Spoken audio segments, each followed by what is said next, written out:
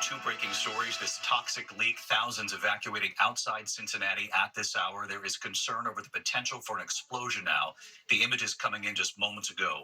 But first, bracing for what could become a Category 3 hurricane. States of emergency already up tonight. Hurricane warnings and watches in Florida and now Georgia as well.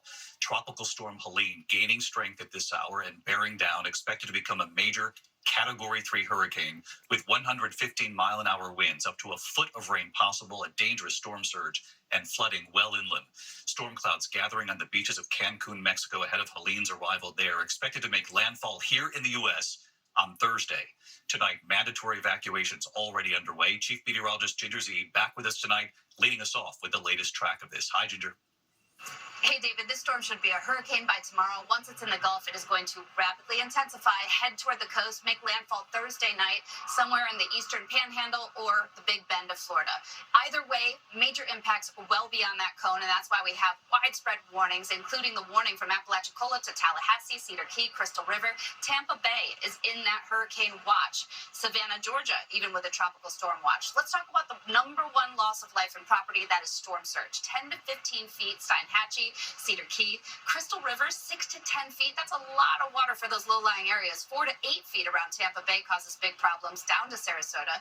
And then talk about the wind and timing. So the wind will start to pick up, especially Thursday. It's Thursday night when we see landfall. On this model, Perry has a 120-mile-per-hour gust. Then this thing cruises overnight. By 7 a.m., it's in western North Carolina with a 70-mile-per-hour gust at Asheville. It's not just the winds that will knock down power lines and trees all the way up into southern Appalachia, but that significant risk of flash flooding. Greenville, South Carolina is in there too.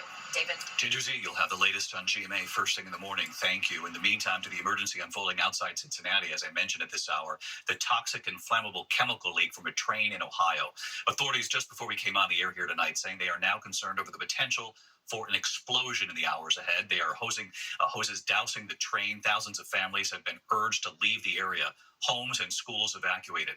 And residents who are staying have been told to stay indoors and to try to seal their windows if they can. Gio Benitez with the images coming in now.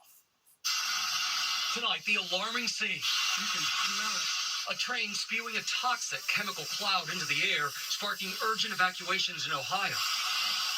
Firefighters racing to the town of Cleves, about 30 minutes west of Cincinnati, spraying water on the rail cars. The company that owns the train saying one of its rail cars was venting styrene, a colorless, flammable, and highly volatile liquid used to make plastics and rubber. About 3,000 people near the scene urged to leave the area immediately. Schools put on lockdown and evacuated. Residents told to stay inside and seal off doors and windows. With the heat up of the material in the car, that there is a potential for an explosion. It comes more than a year after a devastating train derailment in East Palestine, Ohio, that caused a hazardous chemical fire to burn for days, leading to a massive cleanup.